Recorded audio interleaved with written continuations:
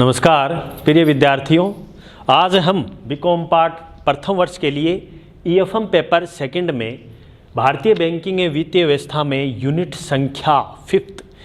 संख्या 5 का हम अध्ययन कर रहे हैं, जिसमें हम अपना चैप्टर है वित्तीय बाजार, पूंजी बाजार, फाइनेंशियल मार्केट या कैपिटल मार्केट का हम अध्ययन करेंगे। जिसमें अपना टॉपिक है वेरी इंपॉर्टेंट, आपके एग्ज़ाम में पूछता है कि वित्तीय बाज़ारों का वर्गीकरण, क्लासिफिकेशन ऑफ फाइनेंशियल मार्केट। वित्तीय बाज़ार के वर्गीकरण से पहले हम वित्तीय बाज़ार के बारे में जानना चाहेंगे कि वित्तीय बाज़ार एक ऐसी संस्था या व्यवस्था या संगठन है जिसमें वित्तीय बाज़ारों का अर्थ ऐसे बाज़ार या संस्थाओं से लगाया गया है जो वित्तीय उत्पादों, बचत या विनियोग की सुविधा प्रदान की जाती हो। वित्तीय बाजार बचतकर्ताओं एवं निवेशकर्ताओं के मध्य एक कड़ी का कार्य करता है। सामान्यतः वित्तीय संस्थान के लिए कोई भी संस्थान निर्धारण नहीं होता है। जहां कहीं भी वित्तीय गतिविधियां होती हैं उसे वित्तीय बाजार कहा जा गया है। विस्तृत रूप से हम कह सकते हैं कि वित्तीय बाजार एक ऐसी संस्था है जहां वित्तीय संपत्तियों के क्रय विक्रय किया जाता है, वित्तीय सेवाओं के क्रय विक्रय हेतु सुविधाएं उपलब्ध करवाई जाती है। इस प्रकार वित्तीय बाजार एक ऐसी व्यवस्था है जो वित्तीय संपत्तियों के सृजन, स्थानांतरण का अवसर प्रदान करती है। इन बाजारों के निवेशकर्ता और उधार प्राप्तकर्ताओं के लेन देन सुविधाजनक बनाने हेतु एक वित्तीय मध्यस्थ कार्यरत होते हैं। वित्तीय बाजार के हम कार्यों की बात करें तो वित्तीय बाजार के अतिरिक्त कोष रखने, कोषों की व्यवस्था रखने और लोगों के किसी मध्यस्थ के रूप में अपना कोष स्थानांतरित करने अहम भूमिका रहती है। ये बाजार वित्तीय संपत्तियों के सृजन और स्थानांतरण का अवसर भी प्रदान करते हैं। वित्तीय बाजारों में संपत्तियों का क्रय विक्रय किया जाता है और विक्रय सेवाओं के क्रय विक्रय हेतु सुविधाएं भी उपलब्ध करवाई जाती हैं। वित्तीय बाजार में वित्तीय सेवाओं के क्रय विक्रय हेतु जो सुविधाएं निगम और विशिष्ट वित्तीय संस्थाएं, व्यक्ति, सरकार, संगठित विनिमय केंद्र आदि द्वारा प्रदान की जाती है। अब हम अपने मेन टॉपिक पे आते हैं, classification of financial market. Classification of financial market. वित्तीय बाजारों के वर्गीकरण को हम इस प्रकार से वर्गीकृत किए गए हैं, जिसमें दो भागों में बांटा गया है। एक तो संगठित बाजार और एक असंगठित या गैर संगठित बाजार। संगठित बाजार,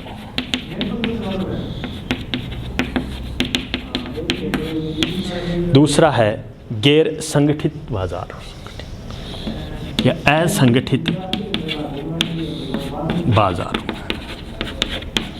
संगठित बाजार में मुख्यतया एक महत्वपूर्ण रूप से क्रियान्वित हो पाता है, जिसमें रिजर्व बैंक ऑफ नियमन का नियंत्रण होता है, सेबी का नियंत्रण होता है।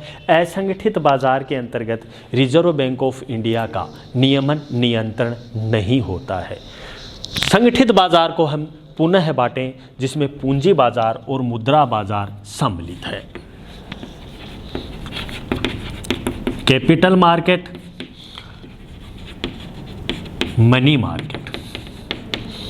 पूंजी बाजार वह बाजार होता है जिसमें दीर्घकालीन प्रतिभूतियों का क्रय विक्रय किया जाता है। दीर्घकालीन प्रतिभूतियों का जो क्रय विक्रय होता है वो पूंजी बाजार के अंतर्गत आता है। मुद्रा बाजार वह बाजार होता है जिसमें अल्पकालीन प्रतिभूतियों का क्रय विक्रय होता है, वो मुद्रा बाजार कहलाता है। पूंजी बाजार में दीर्घकालीन प्रतिभूतियों में अंश सम्मिलित हैं, समता अंश प्रेफरेंस शेयर को शामिल किया गया है। इसी प्रकार पूंजी बाजार में औद्योगिक प्रतिभूति बाजार, सरकारी प्रतिभूति और दीर्घकालीन ऋण बाजारों को शामिल किया गया है। तो पूंजी बाजार में हम बात करें तो पहला है औद्योगिक प्रतिभूति बाजार। औद्योगिक प्रतिभूति बाजार। सेकंड है सरकारी प्रतिभूति बाजार।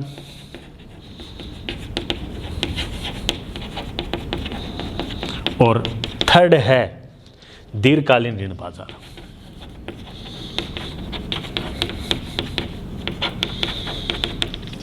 मुद्रा बाजार में जो मैंने आपको बताया अल्पकालीन प्रतिभूतियों को शामिल किया गया है। औद्योगिक प्रतिभूति बाजार को दो भागों में पुनः परिभाषित किया गया है, जिसमें प्राथमिक बाजार और द्वितीयक बाजार का रूप माना गया है।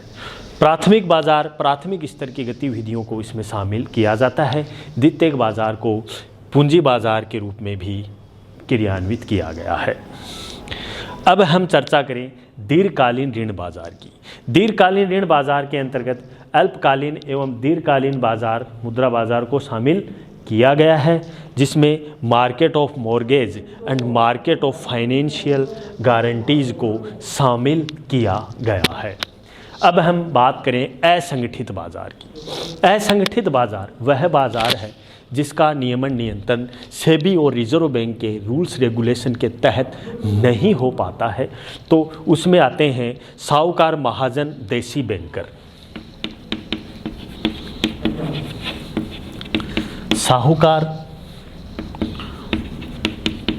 महाजन और देसी बैंकर गैर संगठित बाजार में सम्मिलित होते हैं, जिसमें मुख्यतया देसी बैंकर सेठ, साहूकार, महाजन से जब हम रकम लेते हैं तो इसमें ब्याज की दर बहुत ही अधिक होती है। वो असंगठित बाजार की श्रेणी में आते हैं, जिसमें पहला है कॉल मनी मार्केट।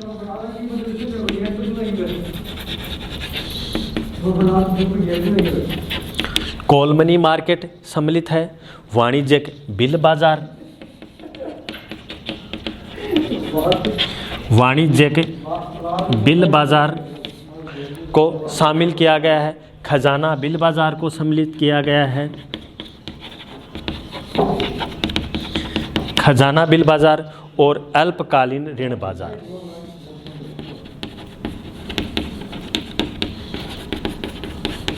ये असंगठित बाजार की श्रेणी में आते हैं।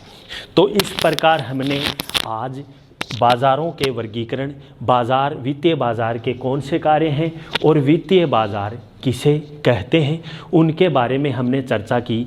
वित्तीय बाजारों के वर्गीकरण में हम जैसे हमने अध्ययन किया संगठित बाजार और असंगठित बाजार। संगठित बाजार में मुद्रा बाजार और पूंजी बाजार को क्रियान्वित किया गया, जबकि असंगठित बाजार में देसी बैंकर, सेठ, साहूकार, महाजनों को शामिल किया गया। पूंजी बाजार जिसमें दीर्घकालीन प्रतिभूतियों का क्रय विक्रय हुआ है, जिसमें मुद्रा बाजार में अल्पकालीन प्रतिभूतियों का क्रय विक्रय किया गया है। ये इस बाज़ारों की रूपरेखाओं में सम्मिलित हैं, जिसमें हमने असंगठित बाज़ार में कॉल मनी मार्केट, वाणिज्यिक बिल बाज़ार, खजाना बिल बाज़ार, वाणिज्यिक बिल बाज़ार अल्पकालीन बाज़ारों के रूप में क्रियान्वित या उनको हम समझे हैं कि किस प्रकार से बाज़ारों के वर्गीकरण में किसी मध्यस्थ या संस्थाओं के माध्यम से अपनी राशि को विनियोजित या विनियोग कर सकते हैं। तो ये हमने बाज़ार के वर्गीकरण के बारे में, संगठित और असंगठित बाज़ार की संरचना के बारे में हमने चर्चा की कि किस प्रकार से वित्तीय बाज़ार सही तरीके से क्रियान्वयन एवं गतिशील होते हैं, किस प्रकार से वित्तीय बाज़ारों का वर्गीकरण किया गया है। तो हमने वित्तीय बाज़ारों के वर्गीकरण में हमने चर्चा की। अगले वीडियो में हम चर्चा करेंगे कि पूंजी बाज़ार किसे कहते हैं और पूंजी बाज़ार की कौन कौन सी संरचनाएं हैं और पूंजी बाज़ार के उपकरण कौन कौन से हैं, उनके बारे में हम चर्चा करेंगे। जैसा कि संगठित बाज़ार का हमने रूप देखा पूंजी बाज़ार, उसी क्रम में हम पूंजी बाज़ार में हम पढ़ेंगे कि दीर्घकालीन प्रतिभूतियों का जब क्रय विक्रय किया जाता है और पूंजी बाज़ार की जो संरचनाएं हैं वो किस प्रकार से क्रियान्वित होती हैं उनके बारे में हम चर्चा करेंगे, जिसमें पूंजी बाजार में संगठित बाजार, असंगठित बाजारों के बारे में चर्चा करेंगे। संगठित बाजार में स्टॉक एक्सचेंज व अंश पूंजी बाजार, ऋण पूंजी बाजार और वित्तीय बाजारों के बारे में हम विस्तृत रूप से चर्चा करेंगे, जिसमें समता अंश, पूर्वाधिकारी अंशों को हम शामिल करेंगे। सरकारी ऋण पूंजी बाजार में सरकारी बंधपत्र और कंपनी निगम के ऋण पत्रों को शामिल करेंगे। वित्तीय बाजार में IFCI, IDBI, SIDBI, LIC mutual फंडों के बारे में हम चर्चा करेंगे। असंगठित बाजार में देसी बैंकर, सेठ, साहूकार, महाजनों के बारे में हम अध्ययन करेंगे। और पूंजी बाजार के उपकरणों में हम कंपनी की प्रतिभूतियां, सरकारी प्रतिभूतियां, उपभोक्ताओं को ऋण, व्यावसायिक ऋण, विदेशी बंद या अन्य उपकरणों के बारे में हम चर्चा करेंगे। तो इस प्रकार से हम अगले वीडियो में मिलेंगे। पूंजी बाजार की क्या संरचना है और पूंजी बाजार के कौन कौन से उपकरण हैं। तब तक के लिए बहुत ही बहुत धन्यवाद। Thank you very much.